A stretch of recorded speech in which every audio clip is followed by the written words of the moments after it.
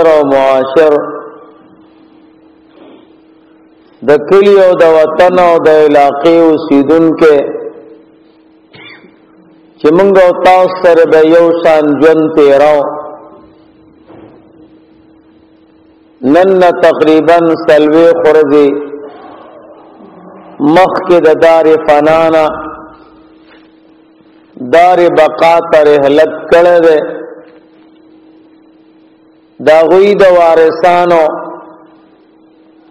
د تعزیت او د حوصله افزایی د پاره او دا غوی د روح د ایصال ثواب په مناسبت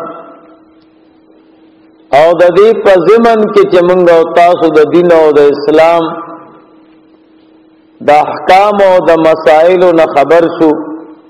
موږ او تاسو را جمع شیو د محفل او د مجلس. الله جل جلاله دې داغه مرحوم په ګناهونو د عفو قلم را کاږي. الله پاک دې ورته قبر د جنت د باغچو نه باغچو وګرځي او الله پاک دې زمونږ استاد سم دا تن کې سفر آسان کی او الله دې گناہونو نه بچ کی اور ادا معاف کی. ذکرونو دا د ټولو مزل د ټولو د غزه ته سفر دی. د دنیا یو سور دی زندگی دا بتیر شي او بیا به قبر تزو. او شیطان منګ او تاسو سره دومره خواریانی کړی دي چې دا دو کماره دنیا راته دومره خسته کړی او خوګه کړی دا چې د قبر تنگواله او تیارو او تکالیف او د مرګ دې کتره نه ير کړی دی. هر سره د مرګ आवाज کوي، د مرګ خبره کوي او دا وای چې دری ته قبر تبزو. خدغه فکر عمل کې ناراضي،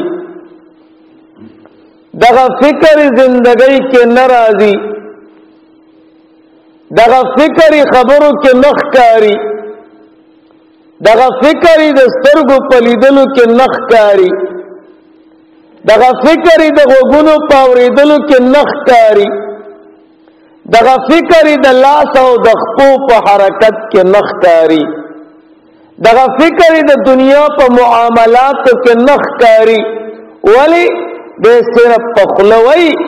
لیکن ددو او د حقیقت د مرګ پمنس کی زبردست تیاری او پردی د مکار او فریبی شیطان جوړی کړي. الله پاک دې موږ او تاسو ته د خپل ژوندۍ حقیقت خو علماء له خبرې دي. علماء وایي د دنیا زندگی حقیقت کم یو ده، څومره زمانہ به سړی دنیا کې اوسېږي. وی د دې زمانه اندازا دارونو چې کله اذان وشي اقامت کون کې اقامت کی او بیا زمونږ استاد امام نیت تړي نو څومره زمانہ چې د اقامت او د اذان او د امام الله اکبر پمنس کې دا دومره زندگی د دنیا ده. انسان چې پیدا شي نو مولانا صاحب ورته وخت کې اذانو کې خي وخت کې اذانو شو نو په داس وخت کې ورته اقامت کی اقامت مو شو. نو چې کله وفات شي نو په جنازه کې بیا اذان او اقامت نشته، دا پیل شوی دی. نو مولانا صاحب صرف نیت تړي الله اکبر. د دنیا د ټول زندګۍ دومره ټیم ده اقامتنا بانکون کے فارغ سی مولانا صاحب دا اول تکبیر اللہ اکبر نی ویلے دمرا ٹیم کی سمر تیری کی دا ٹول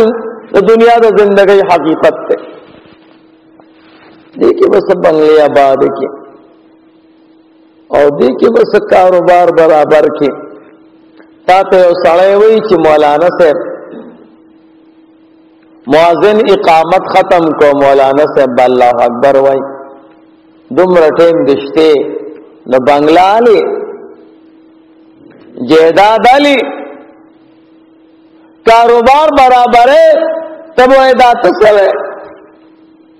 دمرا ٹیم کی وہ خرید و فروخت تم نے کی گی زپدا سے زندگی سکو حضرت نوح علیہ السلام 12 کال عمرو ځان له یو جنگل جوړ کړو چې هوا براله نو پاوا به کړه بیا به غریب یو لرګي را جمع کاو او بیا به جوړولا جبرئیل علیہ السلام ورته فرمایل ته یو کوټه خو جوړه کا لګه سیلې سرستا جنگل ختمای ورته وی جبرئیل زما دنیا کې 100 عمر ده خو وفات کېدل ولایم 12 کال به عمر سي دی که زه کمرې جوړوم وی دا آخری پیغمبر دا امتیانو علم بشپیت عمر بشپیتو کارونه نه وړي شپیته کاله بای دا سے پخی بنگلی بجوڑی چی پتا نڑیگی نا رحمان باباوی چی پتا سسیگی نا منگوائی چی پا پلک نڑیگی نا درونو دا دنیا دا زندگی بس حقیقتی دا ټول په دې سفر روانیو ها زانو نبوی خو کنی بیا بارمان کا وګوره رسول الله مبارک فرمای وی خلق ادری چې کله مرګ ور تراش او مړ شي نو بیا به وښو دا کیسه خدا وا ورونو دا سفر زمونږ استاد د ټولو ده دې ته فکر کوي او دې تویخ کې نه بنگلی او جیدادونه پرېدای دې کې دومره څه فائدہ نشته او هغه بچولې پریدو قسم دې کدوا درته وکي چې یا الله زما مور او پلار او به غم شه او کویم تقریر زده کړی زړه کې نه د چا چې پلار وفات شي تاسو ته کده بجاړي ولی جاړي رورا وې پلار می وفات شو نو چې وفات شو نو څه چلو شو تا تبوي چې پلار می وفات شو کور می په ساته د کور یو څوکیدارو زبنو کوي تطلم او کاروبار تا غم برا سره نو چې زما کور کې ساړې شته نو ټیک د کله کله به کنزلم کول او غوسه کېدم خو څوکیدار خو د کور کنه نو څوکیدار مړ دی نو د ځان باندې جاړي که خاون وفات شو خزه جاړي ولی جاړي خاون می وفات ته نو وفات شنو ولی وی زکه جاړم چې د سر نه می پړونه وغورځیدم اوس باندې بچو سره سکو ترکاری او روټي په سوکروړي نو پزان جاړي پتا نه جاړي کدا پلار زوی وفات شي نو پلار جاړي ولی جاړي زوی می وفات ته نو خیر د چې وفات شکنه و املامي ما تشوا دمر تعلیم می پیو کنو اوس خو نوکر نشو مال خو څه فائدہ ورو نه وسه ورونو چې صبر خلق جاړي نو پزان جاړي دا نو یا زما ربا زما د پلار سره به قبر کې سکیږي زما د خاون سره به سکیږي زما د بیبي سره به سکیږي زما د بچی سره به سکیږي نو پتا سي زندګۍ بسو کې چې ستاسو سوچ نه کوي نو تدا سے مجالس و مقصد داوی بل تخو دعا کو خزان تبم فکر کو زبم روان مو ملکے گمبا اس خلق جرکی قبر کنی او جاڑی دا خان دی دمر منگو تاسو غافل شو ہر سڑے دمر خسڑے دے چه وسی نرسیگی پا گناہ او پا ظلم منگو تاسو خلق کی خوچ کل قادر پا گناہ نہیں او چې کله په ګناه قادر شو بیا سو ورځو ګور بوي الله دې موږ او تاسو ټول د ګناهونو نه بچ کی د پاک حبیب صلی الله علیه وسلم په خاطر کنه ډېر ګرانه ده نورونو زمونږ او تاسو مقصد درې مقاصد مې درته وې د دې مرحوم د وارثانو حوصله افزایی او تعزیت او د اسلام او د دین مسله ده چا کړه چې مړ پیښ شو هغه ته خفقان ورسېده او چې تعزیت کو الله ورته جنت کې بنگلا ورکړي ندام د شریعت مساله ده دوم نمبر مقصد دا دی چې دا روح ته دلته تلاوت شو د رسول الله مبارک صفاتونه وشو یو څو مسائل به بیان شتي باندې الله پاک موږ او تاسو ته ثواب راکړي نو هغه ثواب به موږ او تاسو په شریک دی مرحوم ته بخو دیم مقصد دا دیم نمبر دا دی چې موږ او تاسو به د پاک دین او د اسلام د مسائلو نه خبر شو ځکه همدا چې موږ او تاسو وزګار نه یو نو تاسو مجالس چې جوړ شي نو سناسه د دین نه خبر شو نو زه نن تاسو ته یو مسله کوم ها او بیا دعا کوم هغه مسله رونو دا چې موږ او تاسو به ټول مړ کېږو او مرګ به راځي او پلار به وفات کېږي او ورور به وفات کېږي ماما او تر به وفات کېږي گاونډي او زوی او ښځه به وفات کېږي نو څه چل به کوو نو اسلام او دین د دې طریقه ښودلې ده نو طریقه زده کوي دا یو مسله ده تاسو کسی خو تاسو ډېرې ماشاءالله اوریدلې تاسو د دین سره متعلق غلط یې میلادونه ډېر کوي تاسو د علاقه میلادونو سره ډېر شوق لري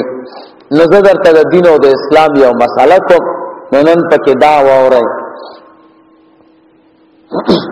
رونو اسلام او دین دا یو قدردان دین دی دا احترام دین دی خپل قدردان دی نو هر مسلمان ته د قدر او د احترام په نظر کتلی دي نو کم سړی چې دنیا کې اوسېږي اسلام ورته د قدر په نظر کتلی دي او بیا چې د دې دنیا نه روانېږي نو اسلام ورته قدرونه ورکوي او احترام یې کوي موږ او تاسو که سړی صحتیابو پیسې ګټلې نوکري برابر موږ او تاسو قدر یې کوو خو چې برابر نه وي بیا دومره قدر نه کوو اسلام او دین داسې نه دی رونو د اسلام او د دین د قدر نظرونه دي چې دی مړی ته او دی بیمار ته دی وفات شده سړی ته کتلې دي نو ډېر قدرونه دي خو تاسو ته د هغې کې شل وایم شل حقوق د مړي دي او د هغه چا دي چې د دې دار فنا نه دار بقا ته روانېږي نو دې ته به خیال ساتئ که خیال هم کړی عام طور باندې چې څوک مړ کېږي نو اول بیمار شي اوس خدا سے مرګونه دي چې هغه بیماری نه بهر دي خو اکثر عام قانون دا دی چې څوک مړ کېږي نو پهله بیمار شي نورونو دا مساله ده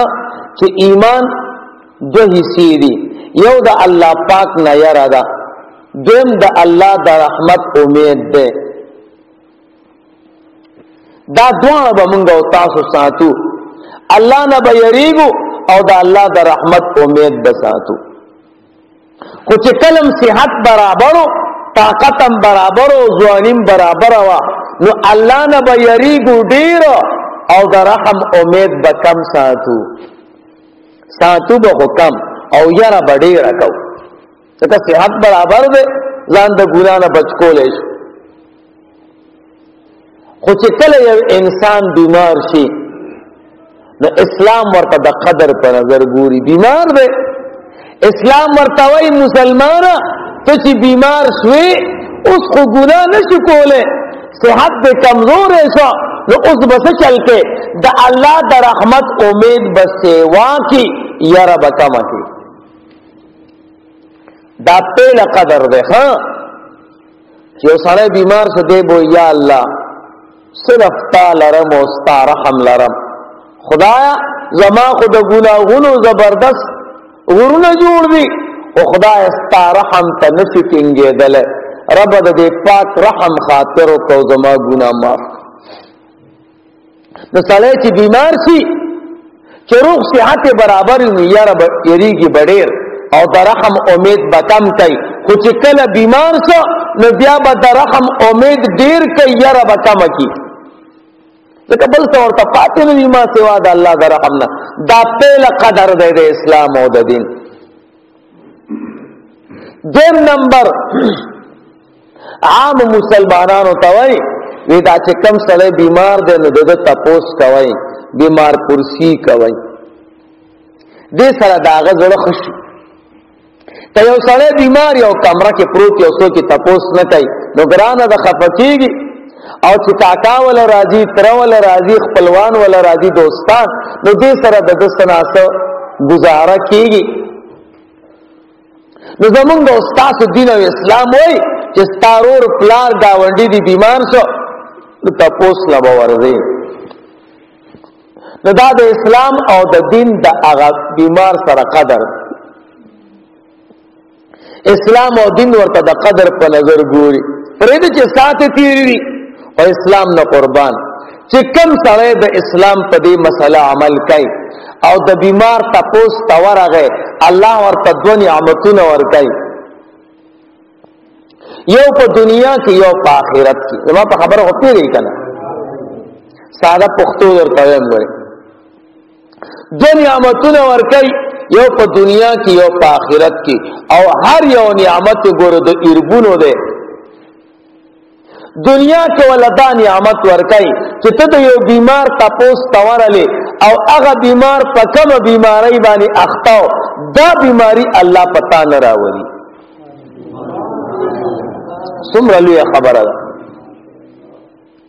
یو سړی موټر سایکل جنگوله د وختې مات او ته تپوس تورل بیغم استغفر الله نه ماتای په موټر سایکل باندې یو سړی د وینې کینسر دی او ته تپوس تورلې بیغم شه رسول الله مبارک درته وایي ستا به د وینې کینسر نه د زړه بیمار دی ورلې نو څومره لوی نعمت دی موږ او تاسو د خپل صحت خیال ساتو که نه ابل ورځ ما ته یو سړی وی ما ته ډاکټر ویلي چې ګوره خیال کوه وی چې د ډاکټر د وینا نه وروستو زه د خپل صحت ډېر خیال ساتم نو مې څنګه خیال ساتي وی هر سهار وختي یو سیو خورم او ماخوستن هم سیو خورم او 1 کیلو پیس کم روزانه میدان سے مکو دا خو ډېر تاوان دی روزانه سپتال تزا او د بیمارانو تپوس کوا نو چې د بیمارانو تپوس کې هر قسمه بیمار تپوس کوا الله پاک و پتا غ بیماری نه راولي آسان خبره ده سزان له دومره خرچې کې نو دې ته موږ او تاسو ګور ډېر نه تیار کنه سیوان میوان هر څه خورو او دوايان کو او رسول الله مبارک څنګه خسته نسخه خودلی آسان خبره ده دا د دنیا نعمت ته د اخرت نعمت کم یو ده رسول الله مبارک فرمای زما امتی کې د یو بل مسلمان بیمار پرسی تورشي سحر تر ماخام پورې د الله کې څومره مخلوق دی د پاره د استغفار دعا غواړي ماخام چې ورشي تر ساره پورې تمام مخلوق د الله وای تر دې پورې چې حضور فرمای په دریاب کې کبانه وای ای زمون ربا دا بیمار تپوس کوون کې معاف کا نو چې دا ټول دنیا لګي خدای د تمافیو کې نو الله به نه معاف کوي څومره لوی نعمت ده نو چې معاف کړو نو جنتی بشي جنتی سره بیا دروغ هم نه وای بیا پردی زنانو تم نه ګوري بیا اغلام نه کوي زنام نه کوي بیا هر څه نه به الله پاک بشي ایو جامع خبره ده رونو دا دیم نمبر قدر ده ها دریم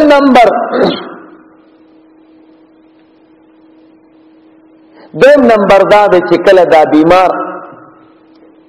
حالت د مرګ ته نږدې شي او وارثانو ته پته ولګي چې کاکاجي خو وفات کېدل والا او ځنکدن علامات شروع شو نو سبا کوي دوی بزان سروي اشهد ان لا اله الا الله وحده لا شريك له واشهد ان محمدا عبده ورسوله. دا بداسه طریقې باندې وي چې دا بیمار ووري دا څه ورته نه چې وایا وکړه ځکه ډېر سختی ده. الله دې موږ او تاسو باندې آسان کړي. نو دا بزان سروي چې هغه ووري چې دا هغه په خپل په دې باندې جاری شي او الله پاک ورته ایمان نصیب کړي. دا دریم نمبر قدر ده چې الله پاک دې مړی ته ورکړي چې د آخرت په سفر روانه چې ځان سره لوی سرمایه یو سید ایمان الله دې زمونږ او تاسو نصیب کړي. علما وایي مسواک کې سل فائدې دي د ټولو نه اوچته فائدې دا د ایمان بیان او نسوارو کې سل نقصانات دي. یو نقصان پکې دا ده چې سړی به د دنیا نه د چیزینو د ایمان د پاتې کېدلو خطر ده. الله دې موږ او تاسو د نسوارو نه بچ. نسوارو تم پوخ کار ویلې نسوار خصیز نه ده. بهرحال څلورم نمبر قدر دا دی رونو چې کم سړی د دنیا نزی او وفات شي نو زمونږ دین او اسلام وای شد الاحیاء جامع به ورته وتړي. ولی که جامع نه تړي د خله به کوله پاتې شي. سحر به خلق د ملاقات تر راځي نو چې خله کوله وي نو خيسته به نخ کاری خلق به نفرت کوي. نو د دې وجنه اسلام او دین وای د تجامع او ته چې خيسته کار شي. پینزم نمبر وغمد عیناه او سترګې به ورته پټې کړې شي. ولی که سترګې دې ورته پټې نه کړې سترګې به کولو پاتې شي. سحر به خلق ملاقات کوي نو کرکه به کوي یریږي به نو خسته به نه ښکاري. اکثر خلکو نه پدې چې همداسې څوک کمره کې وفات شي هسپتال کې نو خوله کې کولو پاتې شي یا سترګې کولو پاتې شي نو ستار بیا ښه نه ښکاري خلک پې کرکه کوي. نو دا د اسلام او د دین مسله. شپږم نمبر چې سړی وفات شو نو دته به غسل ورکولی شي. ولې ځکه سهار به د ملاقات ته خلک راځي او انسان ته چې مرګ راځي نو دا اکثر بدن خیرن وي صفائی نه وي نو دا وینځه په صابون باندې په شیمپو باندې چې خلق ملاقات د کوي چې د دنه بدبوئی نه خيږي. او بل دا د چې قبر تلام شي دته ملائکی سوال جواب د پاره راځي نو چې د بدن خیرنی نو ملائکی به تکرکه کوي او چې بدن پاک وي نو ملائکی به سره ملاقات کوي. وم نمبر کوم ځایونه چې په سجده کې استعمالېږي تندیشو پوزه شوا دواړه لاسونه او دواړه ګوړې او پی دی باندې ورته خوشبوئی ولګوا. کافور پکې افضل دی. دا ولی ځکه چې دا مړی محترم دی د باندې خوشبوئی لګول پکار دی چې خلق ور سره ملاقات کوي چې خلق ته خوشبوئی راځي او په تمام بدن کې هغه اندامونه د قدر والا دي چې کوم اندامونه الله پاک ته په سجده باندې لګېدلي دا و اندامونه په سجده کې لګي. ها یو تندې دیم پوزا او دریم او څلورم دواړه لاسونه او پنځم او شپږم دواړه خپې ګوړې او خپې نو پوز او تندې په یو حساب دی. نو اوس اتم نمبر قدر دا دی رونو چې دته به کفن روړی. کفن مثال د جامې دی. ها هر قسمه کپڑا کولی شي هر رنگ والا خو افضل پکې سپینه ده. مونږ او تاسو چې په زندګۍ کې جامې غوندو نو هر قسمه کپڑے ځان تکاو خو په زندګۍ کې سپین رنگ افضل دی. ها نو کفن باور کې کفن به د کمی کپڑے نه کاو. مونږ او تاسو کلوې خانم مرشتونو لکه مرته ساتلی دا غلطه ده. ګوره اکثر بوډونو لګیدلی موږ سره کفن او تابوت شته اچھا ورشن وا د مړي سامان ور سره کفن هغه کپڑے تمنګ وایو چې د کپړو دکاندار خرڅایم نه ګوره پساریانو سره عام دکاندارانو سره دا غلطه درونو مړی ته د هغه کپړې نه کفن کوي چې کوم کپړې نه دې سړی په ژوندۍ کې جامې کولې یو سړی په ژوندۍ کې د 300 روپو غز نزان ته کپڑا کولا نو چې مرشي نو دته به داسې کپڑا لې چې په 300 روپۍ غزي قیمتي کپڑا کله دینه کمې کې نو بیا به ګننګارېږي که یو سړی په ژوندۍ کې 3 قسمه جوړې کولې یوه دا ډیپټای د پار دفتر ته باتو اپ 300 روپۍ غزو دیم نمبر مړی او ژوندۍ او واده ته اپ 200 روپۍ غزو دریم عام زندګۍ کی زمینداری وغیرہ ته اپ 1.5 روپۍ غزو تب کمی کپڑے نه کفن ورته کې 200 روپۍ غز چې کم درمیانه ده نبی نے صلوات و سلام فرمائی تاسو د خپل مړو کفنونه خسته کوي تاسو مړی چادرې تلاشي د کفن په قیمتي والی او خاص باندې په نور مړو فخر کوي وګوره خدما خسته جامې دي او موږ تاسو لکه ته پوخ کار ویل دي او دا داسې کپڑا دا چې عام خلک ته جامې نه کوي نه کوي تاسو خو خلک یې خو بار خلک داسې خلک دي چې هغه وایي وې د کفن د زیاتی کپڑا پاتې کېږي او هغه موږ اکثر امام ته ورکاو نو چې قیمتي کپڑا والو نو امام به جامې جوړي کی او بیا خو به پښوقلی نو د امام د یو غس کپڑے د پاره ټول کفن خراب شي دا څه مکوي ها خسته کپړو نو ورته جامې کوي پلار دې بچې دې کاکا دې ماما دې پر دې سره خو نه کنه چې موږ ته سره دا چل کې نو زمون دین او اسلام وای دا اختلافي مسله نه غوړه ها او موږ تاسو عمل کې نظر راوستو زمون دین او اسلام وای مړی تب کفن علی من غیر تبذیر ولا تقتیر نه بډیر زیاته کې چې د په ژوندۍ کې د 300 روپو غس کپڑا غوستا او چې وفات شي کفن ورته د 600 روپو نه دام خانه دا او کمه بمنا زندگی کی چې د کم مقدار او قیمت والا کپڑا استعمالولا پس تمرګ بداغین او تکفن خو سپین افضل رنگ پکې سپین افضل دیم نمبر خبر ادا ده چې خلک په بازار کې چې کوم کپڑا لې هغه نری وي بیا دوه سره وګڼي نو دا سم کوي ښا لوی بر والا کپڑا لې چې دا ګندل منډل پکې نه راځي نو دا اتم نمبر قدر دے چې اسلام او دین مړی ته ورکای چې د کفانو کوي سپینه کپڑا او قیمتي چې کوم د په ژوندۍ کې اغوستله نهم نمبر د دې مړی قرض بادا کولش رسول الله مبارک بد هغه چا جنازه ورونو نه کوله چې څوک به قرضدار حضور به اعلان وکړ دا سړی چې وفات شي قرضدار دی وای بچیا وې زنه کوم جنازه پهله د قرض ادا کوي بیا به جنازه کو دا هغه صورت چې کوم وخت حضور غریبو بیا رستو الله پاک فضل ډیرو کو نو زمونږ استاد پیغمبر مالدار شو صلی الله علیه وسلم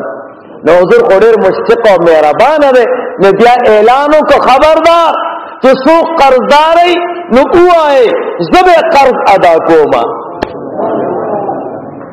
نبی علیہ السلام نه قربان امت پر ډیر ګران دی هغه وخت غوي ما سره پیسې نه وي اوس خوشتي چې څوک وارث نه لري دی وارث چا سره پیسې نه نو رسول الله مبارک په خپل دا غمړي قرض ادا کو بعد کې به جنازه وکړه نو چې څوک وفات شي نو د جنازې نه مخکې دا قرض خلاصوي ښا نو قرضونه 3 قسمه دي ګورې دې ته خیال کوئ یو داسې قرض دی چې د مړي په حالت د صحت او ژوند کې کړی دی کوم وخت چې صحت برابر او طاقت بیمار شوی نو سره قرضدار یې کنه هغه ټیم کې قرض کړي یو دا قرض دی دیم نمبر دا سے قرض دے چی بیماری کی کڑے دے خو سبب معلوم دے سمانا اسپتال تا تاسو بوتلے دے او قرض کڑے دے پرچی ور سره دی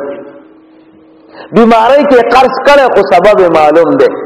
دیم نمبر دا چی بیماری کی قرض کڑے دے خو سبب معلوم نہ دے چی دی کاکا جی دا پیسے صد پارا راغستے وے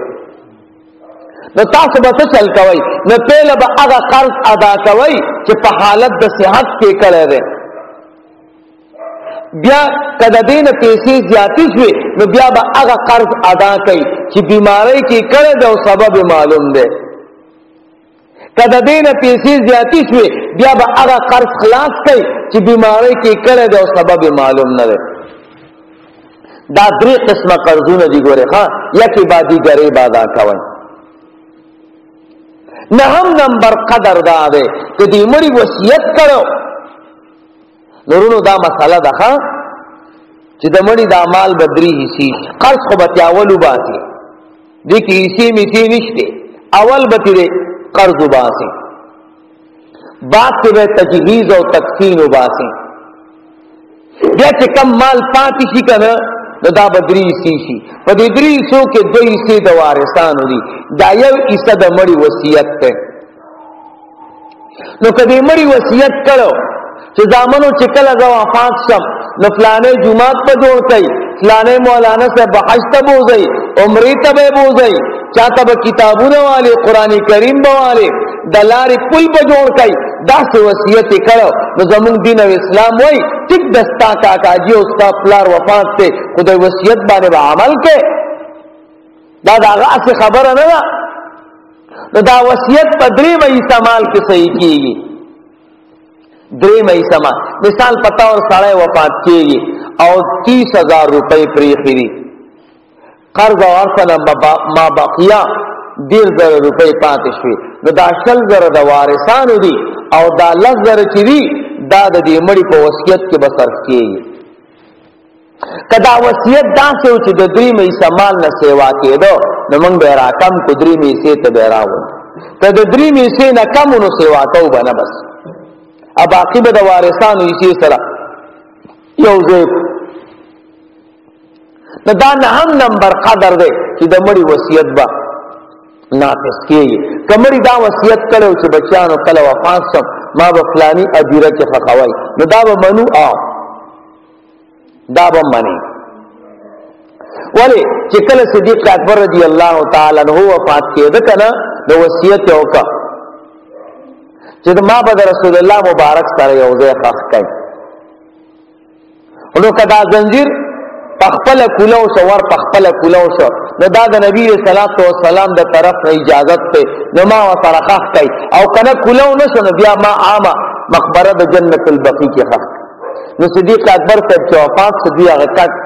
د عائشہ صدیقہ رضی الله عنها دی مبارک تراو نو پخپل کنجی کولو شو عمر فاروق صاحب چې وفات کېدو وصیت کړ ما به عام ادیره کې نه خخوي د عائشہ صدیقہ رضی الله تعالی عنها تاسو کوي ځکه دا کمره د عائشہ صدیقہ دا چې کوم کې رسول الله مبارک خفته ده او روزه مبارک ده هغه نه تاسو کوي کې اجازه ته کو نو ما د حضور سره خخ کوي او کې اجازه ته نه کو نبی عام مقبره جنت البقیع کې مې خخ کوي بیا عائشہ صدیقہ رضی الله عنها تاسو شو هغه ورته دا خو ما ځان له ساتلو خو عمر صاحب ترجیح ورکوم په خپل ځان نزا عمر صاحب خخ کوي دغه رنګ زمونږ د استاد د مسلک یو لوی مفسر امام محمود الوسی رحمه الله تفسیره المانی لیکل هغه وصیت کړو وای ما با طعام مقبره کې نه خخوي ما با د معروف کرخی رحمه الله سره یو ځای خخوي نو البته اوسم دغه قبر مبارک دغه رنگونو یعقوب علیہ السلام چې کله مصر کې وفات شو نو یوسف علیہ السلام ته وصیت وکړ چې کله بنی اسرائیل د مصر نوځي نو زما دا تابوت به مړی نو بیا چې کله موسی علیہ السلام د مصر نه وته نو د یعقوب علیہ السلام تابوت ځان سره وړو او شام کې د اسحاق علیہ السلام سره خاص او بعض علما وایي چې دا یعقوب علیہ السلام په خپل یوسف علیہ السلام وړو شام ته بیا د یوسف علیہ السلام تابوت شو دا بیا موسی علیہ السلام وړو نو بہرحال که یو کاکا وصیت وکړه چې زما قبر فلانی ځای کې وکنئ نو د یو نیک سړي سره نو دا وصیت به موږ او تاسو قبلو کنه نو قبلو. لسم نمبر حق دا درونو چې جنازه به ور باندې کوم وصیت باندې د عملو کې قرض ادا شو نو اوس به جنازه کو. جنازم د مړي حق د او قدر د اصل کې الله پاک ته جرګه ده. ای زمونږ رب زمونږ ټول تعالی په جرګه کې راغلیو خدای مونږ معاف کړو دا مړ معاف اللهم اغفر لحینا خدای چې څومره ژوندۍ راغلي دا معاف نو چې ژوندۍ معاف شي نو بیا وایي و میتنا اوس خو دې مونږ معاف کړو زمونږ دا مړ معاف کړي دغه چې ته معاف نه نو ستاسو دعا به چرته قبلېږي. نو جنازه دا لسم نمبر قدر د مړي دی ورونو. نبی صلی الله علیه وسلم فرمایي چې مسلمان باندې درې کسان جنازو کې یو روایت کې 10 کسان دي یو روایت کې 40 کسان دي یو روایت کې 100 کسان دي نو الله پاک کدا مړ دوزخي وي الله جنت ته بوزي. او چې چا جنازه کړي دا چې دا مړ ک الله پاک معاف ک جنازې کوونکې ټول الله پاک معاف کوي. امام سیوطی رحمه الله لیکلی وی بغداد کی یو نیک زنانه وفات شوی و مخکې خو غریبي و فقیری و نو غلو به د دې مړو نه کفنونه ویسته او بازار کې به خرڅول خو بادران غلو اوس موږ او تاسو ډېر زیات یریږو دیره کې چې دیره کې روان یو څوک درته ویه لکه نو راټینګ بشي او غلو خو به سم زړورو نو د مړو نه به کفنونه راویسته نو یو نیک زنانه وفات شوی و نو هغه نباش کفن تور فکر وکړه دته خپل مریدانو زبردست کفن کړي او د شپې د تیرو تختم بازار کې به خرڅ کم ډېرې پیسې به وکړي نو جنازه کې شریک شدید لپاره چې قبر معلوم کی نو قبر معلوم که جنازه وکړه د شپې ورپسې بلچې او چارې وغیره راوړي او قبر یې وکنه او کله چې هغه تخته لرې کړه او لاس یې ورښکته کړه چې اوس کفن کې روباسي هغه نیک زنانه د لاس نه ونیو د زور مورو کو چې رضان کې اخلاص کم واغې نه پرېږو داخل وی یا الله که زمو د دې مړي دا معاملې تر ساره پورې بقاو کی سار برابر خلک خبر شي نو او به شرمېږم نو خدای د دې مړي نه اخلاص کې نو دا مړی ورته وی دا زنانا سبحان الله رجل مغفور یاخذ کفن امرأة مغفورة تعجب دے یو بخل شوی سړی د بخل شوی زنانا نه کفن علی نو دا سړی ورته وی وی ته خو الله زکه بخلی چې پاک بیبي خو زه خو غلمه نو زه الله پسو بخلم دا زنانا ورته الله پاک گویا نکړه باز مړو پس مرګ نه خبرې کړې دي ها دا بیا مستقله موضوع ده چې الله دی وبخي بیا پکې مسالې نشته هغه زنانا ورته وی ان الله قد غفر لي یقینا الله ما تبخنا وکړه نو چې زه الله وبخلم نو وغفر لمن صلى علي چا چې ما باندې جنازه کړې هغه ټول الله معاف کړه وانك قد صليت علي تاخم په ما جنازه کړي و نو تم الله پاک معاف کړي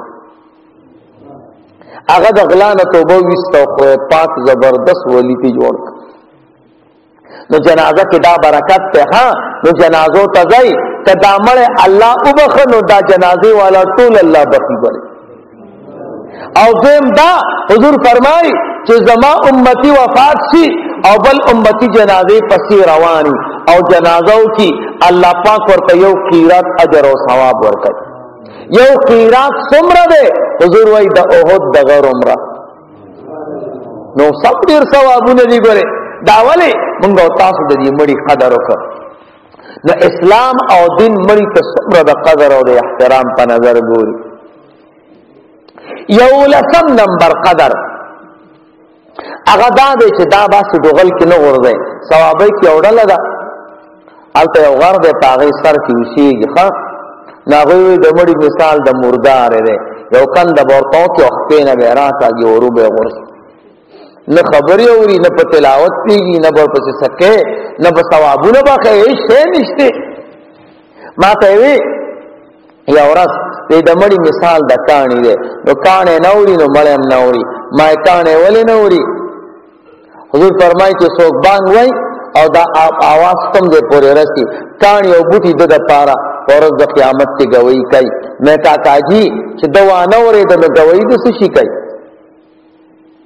او زمونږ د دین او د اسلام مساله ده چې د لوی اختر بساله تکبیرونه په زور وای چې په یو لار راشي کنه نو بیا چې واپس کیږي په بل لار بځي دې د پاره چې د ګوان سیوا شي دا چې څومره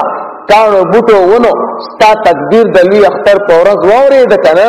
نو دا ستا د پاره گوي کوي نو په بل لار لاس چې ګوان ډیر شي نو زمونږ او تاسو الحمدلله دا عقیده نه ده مونږ او تاسو مړی ته د قدر او د احترام په نظر ګورو نو زمونږ دین او اسلام وای دا به غلط نه راکاږي د ته قبر جوړه خو ځمکه ته ګوري بعض ځمکه رونو داسي چې کې غټ غټ کاني وي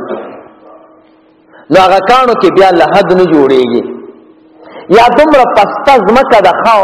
شګه چې ته پکې له حد جوړې نو راپوزي نو بیا داسې صورت کې او بیا داسې ځمکه کې شق کوي بس مېس کې او کنه ځمکه مټینه او کلکه او مضبوطه او غټ غټ کاني پکې نو لحد پکې جوړيږي نو بیا پکې لحد به جوړه دولسم نمبر قدر دا ده چې څوک د عمل دی لحد کې دی نو د قبله د طرف نه به وردن نه کوي تفاعلا د دنیا کې د قبله سره مين او تعلق او چې څوک کې دی نو دا به وای بسم الله وعلى ملت رسول الله او دولسم نمبر قدر دا چې د مخ په قبله تراواله تفاعلا چې د مسلمان دی د دنیا ته دنیا کې قبله طرف تار وخت مخو نو پس تمرګم قبله ته مخ در لسم نمبر خور او پیواله او قبر به جوړ کې خودم را قبر چې کم اس کم یو لیش د زمکه د اوچتی خان دا زمونږ استاد او قبرونه که خیال هم کوي دا ډیر زیات اوچتی نو دا ټیک نه دی دومره به نه اوچته چې سم بنگله ته جوړ کې دومره پکار دی چې یو لیش اوچتی د زمکه چې پته لګي ها چې دا قبر دی تخو به کنه به پخو لمنځ به نه پخاوي غیر چاپیره د دې خاطر چې دا زما پلار دی زما مور دی یو بزرگ یو عالم وفات ته چې نه ختم نشي او یا چيله او ساروي ورونه کیږي نو د دې د مضبوطیان د پاره ته یو دیوال تاو دا زمونږ استاد خلک ډیر زیاته کوي او چپسونه ور باندې کوي او مضبوطی نور هم کله کوي نو دا قانون د دین او د اسلام مسله ده چې څو قبر د خائص ته خاطر پخای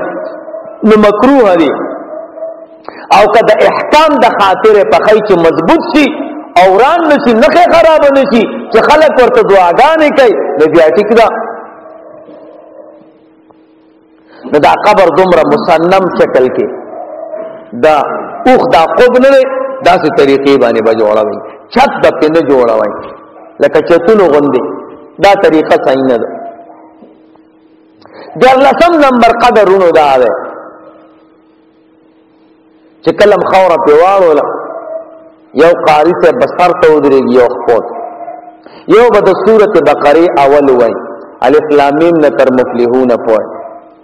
او دا دیم به د سورته بقره اخر وای آمن الرسول نه تر اخره پوره دا سنت طریقه د صحابه کړه دا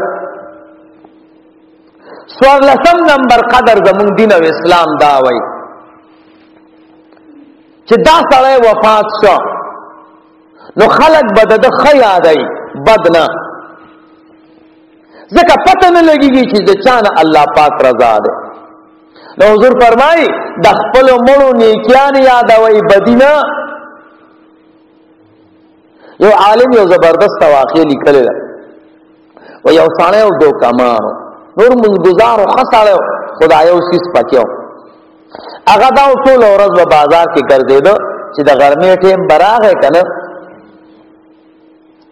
نو یو سړی په پلا روانو د بورمن ډکړه په خیر جوړې طبيعت کې خده ډېر مدیرا سي ملیدل نه وی پلان د څنګه ده اورور د څنګه ده کاکا جی د څنګه ده اب حیران چې خدای د خدا تعالی نه پیژنم زه خو تاسو دومره ډېر ګرځیدم او وینا ابه ډېر کچاکو ای بچرورا تاسو کې تمه چرته پیژنې ما د ډېر مدیرا سي ارمان د چې زو پتا روټي خورم زه چې زو هوټل ته داغه په پزور هوټل تراخ کا چې روټي بڑا سره خوري بیا به پلار ګیله کوي نو هوټل والا ته به زبردست ټیکی پخې کا او کړه برابر نو د ګډ غوخه او د چيلي غوخه به ورته وي دعا واپس هغه به چې زړه را باندې خورینو او چې روټي بدا سلګه پاتې شو د درې ټیکی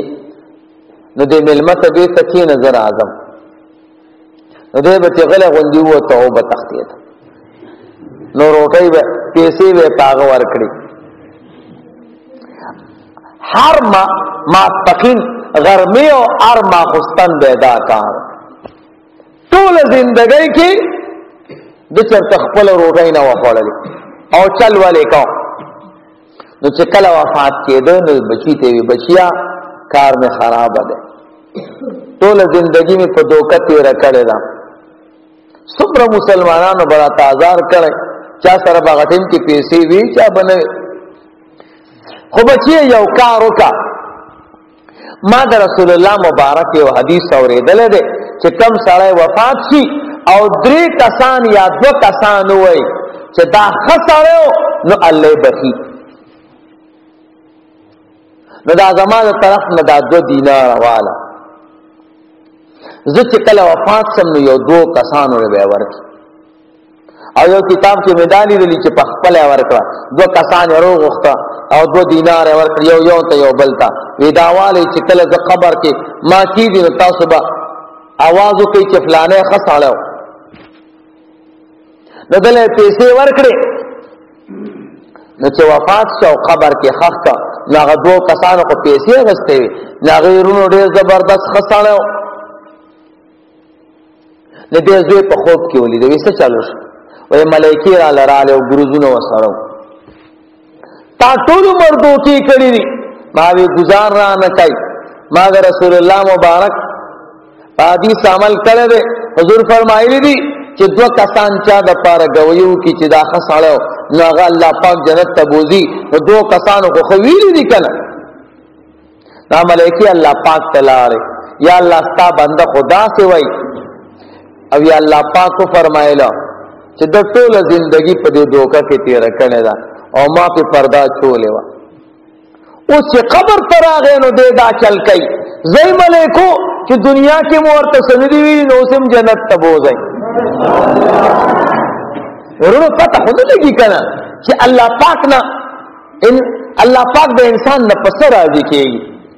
نو کډیرم بد سړی خو بد سړی خدا الله پنيزو نو تیسه کې نمونږ او تاسو به د مړو خیا دا خو کې دي چې الله پاک بخلي پته نه لګي او دې باندې مختلف واقعات کې خو بیا را خبره وي چې مونږ د خلکو په نظر کې به یو سړی بد سړی او د الله په نظر کې به هغه الله پاک د اولیاء په صف کې پاسوله او بخنه او تکړه 15 نمبر قدرونو دا ده کم سړی چې وفات شي او دا تاسو د مړو خیات کړه نو زموږ دین او اسلام وای چې ستا یو دوست او داغه په ژوند کې ستا داغه د مور او پلار او د ماماګانو ترونو سره تعلق ساته کنه ساته نو پس تمرګ به هم ساتي فقها وای کله چې پلار وفات شي نو زوی باندې یو حقدار دی چې د پلار دوستان او رشتہ داران دا غوي سره به تعلق خامخا ساتي 14 نمبر قدر دا ده چې هغه پسې به خیرات کې صدقات به ور پسې کې او دا زمونږ استاد د دین او د اسلام مسله ده چې کم سړی وفات شي او دا ژوندۍ خلک دعاګانې کوي صدقې کوي د قران کریم تلاوت کوي درود شریف وای د دې ثوابونه چې مې توبه خي الله پاک ورسي او امام سیوطی رحمه الله په دې کتاب لیکل ہے شرح الصدور فی احوال الموتى والقبور اس بازار کې اردو کې ملاوی غزان لیواله آسان اردو کی ملاوی. نو دا زمون د استاد د دین او د اسلام مسله ده. ولسم نمبر قدر دا درونو چې هر بچه او هر رشتہ دار به د خپل مردا قبر ترازو دعاګانې وکړي. قبرونو ته تک سنت ته نبی صلی الله علیه وسلم بجنت البقیع ته کال کې بیاوزل د احد شهداو ته د مسلم شریف روایت ته چې نبی صلی الله علیه وسلم د عائشہ صدیقہ رضی اللہ عنہا کمره کېو. عائشہ فرمایي نبی صلی الله علیه وسلم پاسه ده زمر پس لاړم چومه ته جنت البقیع کې ولال به دعا کوي. فرفع یدی ثلاثا درې کرته دعا وکړه لاسه پورته. نمړو ته تګا ډېرې ته تګا شرک او کفر نه وي. دا زمونږ د استاد د دین او د اسلام مسله ده. اتلسم نمبر قدرونو دا ده چې انسان وفات کیږي اکثر اور قسمونه خوړلي داغه کفاره نه ورکړي. منځونه قضا شوی دی او قضا نه وروړي او کفاره نه ورکړي. دا سه روزه نو زموږ دین او اسلام هغه د پاره اسقاط او هیلۃ الاسقاط مسله کړی دا. یو اسقاط ته یو هیلۃ الاسقاط. اسقاط دیتا وای تا د منځونی حساب کو د روزي حساب دیو کا او دلته دا درې مې سمال مکتو درې مې سمال او د دې کاکاجی د منځونو او د قسمونو پیسې چې کم دراغوند کې یو شان وي. نو بیا هیلې ته ضرورت نشته. دا بس اسقاط ته ډیر مکوا یو مسکین ته یو کفاره نه کم نه ورکه. زمونږ استاد دور کې 80 روپو نه کم نه ورکه. یو کس ته 80 روپۍ ورکه. کله دې نه چا کم ورکه بیا نه صحیح کیږي. خو یو داسي چې الته پیسې کمی وي او د مړي چې کم د منځونو او د روزو مسله ده نو هغه سیوا ده. نو دې ته بیا خیال ساتي. ښا دا مړي د بل ځای نه راځي مونږ او تاسو ګورې مړ کېږو. ښا نو چې کله مړ کېدای نو وصیت کوي چې بچانو زه خو مړ کېږم ما دومره قسمونه خوړلي دي. ګورې دې ته به خیال کوي دومره مې روزې خوړلي دي دومره مې منځونه قضا کړي دي او حج او عمره را باندې ده. نو چې کله مونږ او تاسو وفات شو او وصیت خو موږ کنه زامنو تمحل وی بچانو زما د درې مې سامان لدا ادا کړي. نو زامن به را پاسيږي استاد ته برا چې استاد دې منځونی حساب وکړي. نو د یو منسل روپۍ دي ها یا 80 روپۍ احتیاط سل روپۍ یا 80 روپو پورې کېږي. دا رنګ د روزې نو دی له بازار ورکی شواروس کې څو منځونه دي ها شپږ دي. ها شواروس کې شپږ منځونه دي. یو ویتر هم دی ویتر مستقل منځ دی. ګوره نو دی 80 روپو ته په دې شپو کې ضرب ورکړي.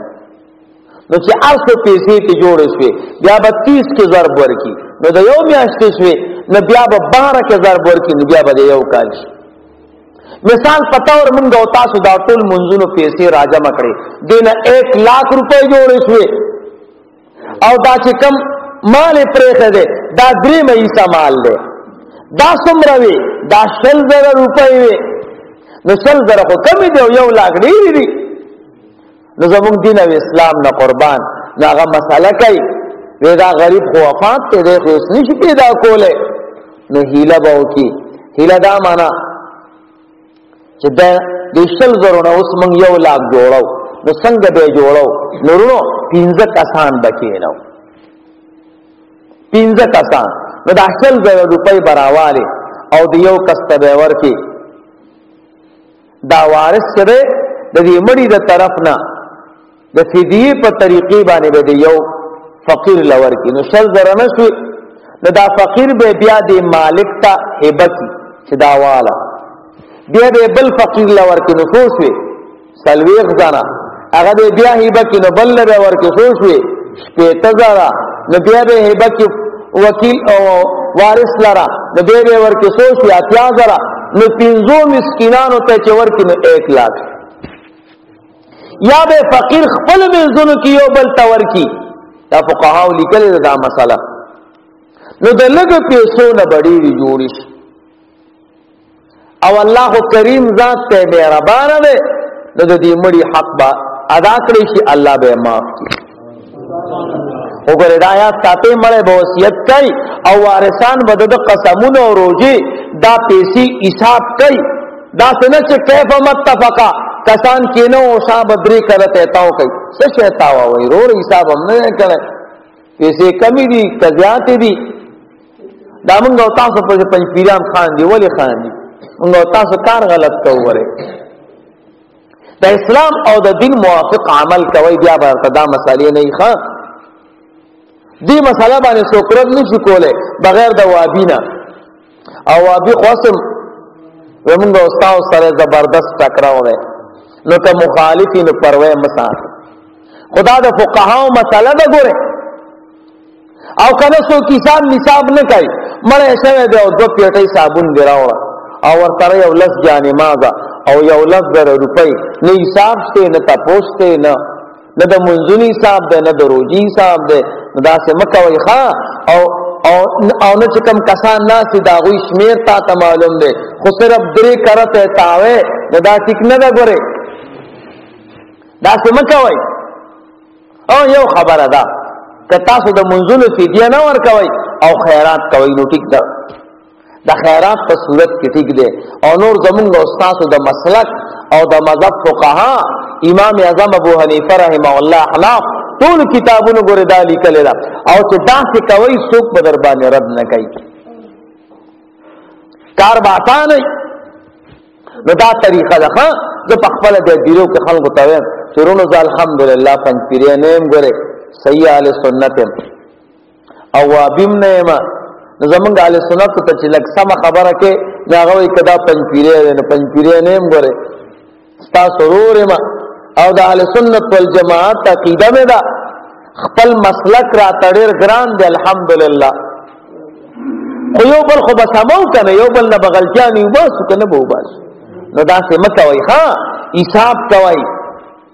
چې زما په دې پلار څومره منځونه دي او څومره روزي دي، څومره قسمونه خوړلي، بیا درې مې سمال وګوري که کافي کېده بیا ډېرې ته ضرورت نشته، کنه کافي کېده نو بیا به وګوري چې زه څومره کسان کېنو نو دومره پیسې ته جوړېږي. نو دا حساب کوي. ها او کنه خیرات کوي نو ټیک خیرات په صورت کې هغه ته تبرع وایي، لکه ته حساب نه کوي چې دا خیرات سیوا نو ټیک ده. نو تاسو په دې رستم کې مولانا صاحب پیرشه عبدالسلام نو اوس مړ دی، نو هغه ویلي دي چې دا هیله غلطه ده، ځکه چې دې نه خو تاسو د ډیرو نه لږ جوړوي او د ډیرو نه چې څوک لږ جوړوي نو دا غلطه ده. مونږ وای نه وروره مونږ د ډیرو نه لږ نه جوړو، لږو نه ډیر جوړو، پیسې لږې دي نو ډېر هم ته جوړې کړې که نه، دواړه طرف ته به ګورې. د لږو نه مونږ ډېر جوړو، دې سره څه ټکراو نشته. هغه وی د ایوب علیه السلام کیسه چې هغه جدا ده، هغه د ډېرو نه لږ جوړ کړی دی او تاسو د لږو نه هغه د لږو نه ډېر جوړ کړی دی. یو جاروی راواغسته نو یو ګزار یې ورکړ، نو دا خو یو نو دا په ځای د سلو کار وکړ، نو هغه ډېر راغونډ کړو، تاسو لږ ډېر وای مونږ وایو که نه. ایوب علیه السلام هم لږ ډېر کړي وو، مونږ هم لږ ډېر وو، څه ټکراو نشته. بهرحال دا یو جدا مسله ده، انشاءالله که عمر بقا وکړه یا برتنه یو اختلافي مسله ده زمونږ او د ثوابۍ والا خلکو په منځ کې. اب انشاءالله بیا چرته وکړو، خو دې خبرې ته ګوره خیال ساتئ. ښه آخري مسله درته کوم، مړي پسې اوله ورځ خیرات څنګه ده او درېمې ورځ څنګه ده او څلوېښتي څنګه ده او کال څنګه ده. ها دا یاد ساتئ، دې ته تخصیصات وایي. او تخصیص دو قسمه ده، یو ته تخصیص اعتقادي وایي، بل ته تخصیص عملی وایي. تخصیص اعتقادي دې ته وایي که چا په اوله ورځ خیرات وکړه نو دې کې ثواب دی او مړي ته رسي، او کچا په دې مې ورځو کو نو نه پکې ثواب شته او نه مړی ترسي. کچا په درې مورز خیرات وکړه نو ثواب هم پکې دی او مړی ترسي او کچا په سلورم وکړه نه پکې ثواب شته او نه مړی ترسي